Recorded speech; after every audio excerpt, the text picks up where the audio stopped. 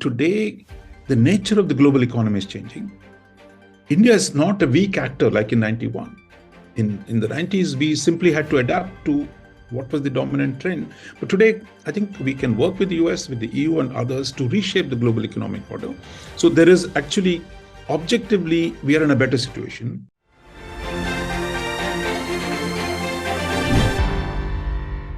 So this week's Rajamandala takes off from USNSA Jake Sullivan's visit to India. This is a major visit. It's the one they'll probably hammer out the final details before Prime Minister Modi goes to Washington.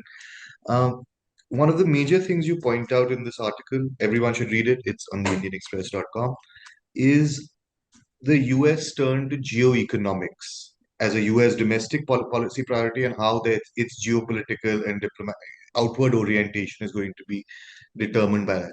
How is this different, what's been happening under Trump and now Biden, than what was happening, say, in the 2 decades before that? Yeah. No, starting from the late 80s, where the US had established what was widely called the Washington Consensus, essentially calling for domestic economic liberalization, the free movement of capital, opening the door for markets, access to the West, opening of the financial sector. So essentially, the belief that trade liberalization would help the world, that is, globalization would bring benefits to the whole sections of every society, all sections of society, as well as all countries. What the US is now saying, given its own experience with China in the last few years, is look, globalization does not work for everyone. There are sections which lose out in that process. Mainly in the US, the working class and the middle classes have lost out. And that China's weaponization of economic interdependence has made it worse for some countries. So this notion that market will decide everything and that market knows best. So now Jake Sullivan, in a major speech at the Brookings Institution at the end of April, in fact, we had a column on this some couple of weeks ago, essentially questioning the premise and that the need to reorient the global economic order.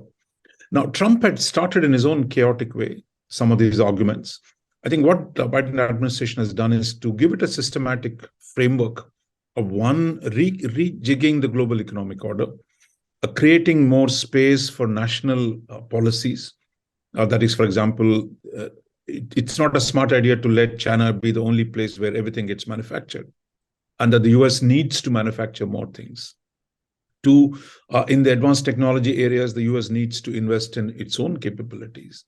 And third, the idea that, look, that the need to integrate economic development with green growth, that it simply can't be that these two are treated separately. So that's the other important thing. And fourth, the argument that uncritical globalization has undermined American democracy by creating restiveness among a large number of people and creating a fertile ground for populism. What's interesting is, in India, we have come in the same direction. For example, Mr. Modi's decision to walk out of the Regional Comprehensive Economic Partnership, which is the China-led regional free trade association, saying that, look, staying in RCEP would hurt India. Two, India is also now, under Prime Minister Modi, has talked about Atmanirbhar Bharat, the need to have manufacturing in India. So I think India too has moved from simply saying, we'll open up everything, as it doesn't matter if China manufactures all the components of India's vaccines. We're saying, no, we need to produce a lot of that at home. So I think both India and the US from different directions are coming to the similar location. And the question is, can we build on this? Can we bridge our positions on economic, on today, modified globalization? How would it look like? How would trade look like under the new circumstances? What should be the nature of the supply chains? For example, both of us have formally said we want shorter supply chains. We want more supply chains that only link trusted geographies. The emphasis on shorter supply chains. These already, India and the US agree on that. We also have outlined an initiative called Critical and Emerging Technologies, where India, US can work together to produce alternative forms in which technology can be produced, and that you shouldn't just leave it to China to do everything. So whether it's telecom, whether it's artificial intelligence, whether it's biotechnology. So there again, there is some understanding. But yet there will be differences, because what is at stake here is a fundamental restructuring of the global economic order away from the principles on which last 40 years all of us have worked, which is WTO is good, free trade is good, it doesn't matter where things are manufactured, to one where we're going to rethink the world economic order. So I think my main point in this article was there's too much emphasis on geopolitics in the Indian debate, and not enough emphasis on how the US economic worldview is changing.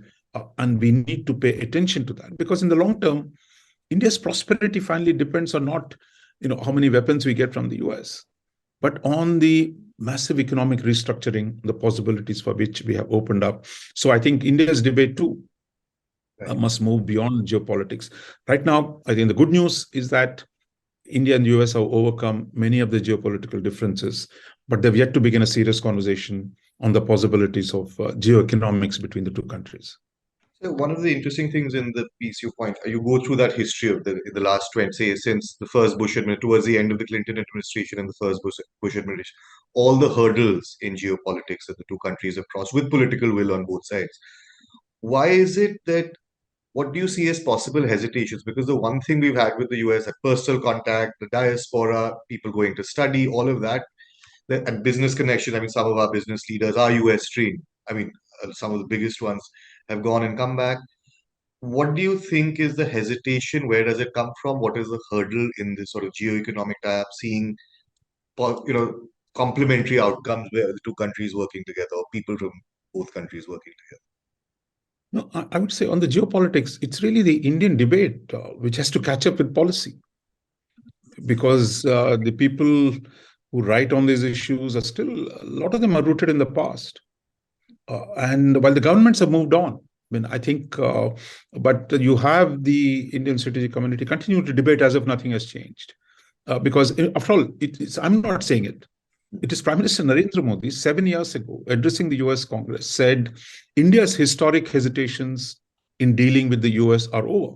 We all know what the historic hesitations were. But yet, if you read the columnists, the editorialists, and the debate, it still seemed to think nothing has changed. But the fact is, the governments have moved on, and the fact that we sit in the Quad today, the fact that Pakistan is no longer even figure in our bilateral debate, the fact that India-US trade today is $190 billion, is the biggest trade relationship that we have. So things have changed. A debate hasn't, but that doesn't really change the course of history. So it's really the nature of the relationship has fundamentally changed. So, but on the geo-economic side, there's not enough. We are India, Delhi, and Washington are at a tentative stage. There have been some ideas where we are similar, but a lot needs to be done. For example, on the question of how do you really connect development with green growth? How do you ensure the transition to a post-coal, where India has historic positions, US has its positions, so how do we bridge them? For example, on AI and other technologies, can India and US work together to produce more ethical, more balanced ways of developing AI? Or on the question of WTO, if WTO is no longer the vehicle on which we're going to be organizing global trade, what would like-minded coalitions on trade look like? How do we work with the carbon adjustment mechanism? So these are the big issues that are going to come. These matter for the Indian economy in a more fundamental way than how many visits have gone on between Pakistan and the US, or on what kind of weapons are we getting from the US. Those are important. But I think today, the nature of the global economy is changing. India is not a weak actor like in 91. In the 90s, we simply had to adapt to what was the dominant trend. But today, I think we can work with the US, with the EU and others to reshape the global economic order. So there is actually, objectively, we are in a better situation. But the debate of actually reconciling the differences on climate change, on trade issues, on workers' rights, on environmental standards, on technological, these are the issues. If you see India-US discourse in the last 2 years, the official discourse is already moving in that direction. Right. But I think the public discourse has not caught on. And my hope is, I believe Jake Sullivan will interact with the Indian business community. So I think there is an opportunity for us to engage with that. especially because Mr. Sullivan has been the one, the principal articulator of the new ideas of the Biden administration, both before the election and since then. So I think his presence in Delhi should give us a chance to uh, go deeper into what is motivating the US to change the global economic order and how we can work together. Right. So actually, just one sort of follow-up question, just to expand on one of the things you just said, is that there is in India today, fifth largest economy now. When it is not, we are not poor or in the sense that we used to be. We're much more prominent global actors in various dimensions, especially economically.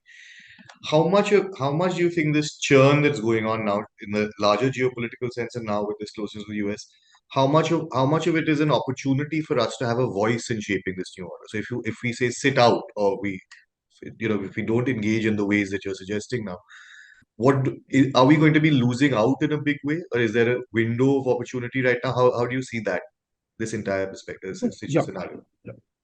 So as I said, look, we are the fifth largest economy. The thing, of course, the aggregate numbers don't tell you that, look, India is still poor. Indians are still poor. Yeah. So the size of the population gives us the way. Same thing with China. In China's per capita income is way below the Americans, but as a collective, they're almost equal to the United States today. India has a long way to catch up with both the US and China, even on the aggregate terms, and per capita terms, even longer way.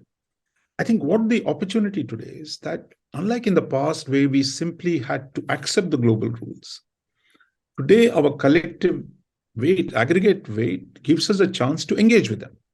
And in fact, the world is saying, come and engage us. It's not that the US is saying, look, I'll tell you what to do. Because remember, all these years we complained, oh, US is imposing globalization on us. But today they're saying, no, we want to work with you. Because India is a large actor, there's no way you can have a climate change agreement without India's participation, because your size gives you options today. So I think my sense is, under Mr. Modi, we've seen on climate change, at least, there is a more active approach. On trade and other issues, on digital, these kind of issues, there's still some differences to be managed.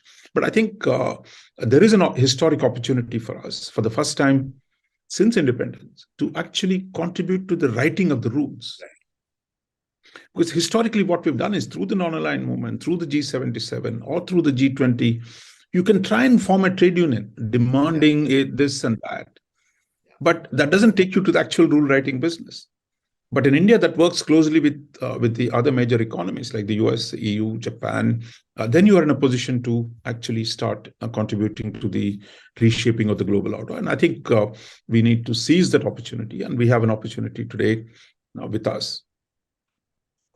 Great, sir. Thank you so much, everyone. Read the column. It's on the indianexpress.com. Thank you so much, sir. We'll speak again next week. Thank you, Akash. Nice.